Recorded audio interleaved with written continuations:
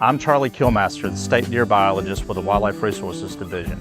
Today we're going to talk about some of the different land use patterns in Georgia and how that impacts not only deer size, but the number of deer that you find across the landscape.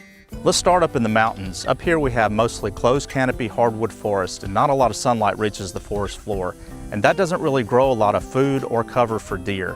When you don't have a lot of food or cover, it leaves you with a low density population and not very big deer compared to the rest of the state. Similar to the mountains, the lower coastal plain down in southeast Georgia is a similar circumstance, but down here we have mostly closed canopy pine forests and not a lot of food or cover there either. Let's move over to the upper coastal plain. This is our main agricultural region in the state, and I know what you're thinking. Big agriculture means big deer, and it does to a large extent, but it also means it's a lower density population than some other areas because our limiting factor is cover. Finally, let's move up to the Piedmont. This is our deer factory in the state. This is where we have a lot of deer and good quality deer. Not as big as southwest Georgia in the upper coastal plain, but good sized deer and a lot of them. The reason the Piedmont is so good is because we have an excellent mixture of food and cover. Like you see behind me here, we have sparsely forested areas and open habitat where the sunlight gets to the ground producing food and cover and forested cover for escape.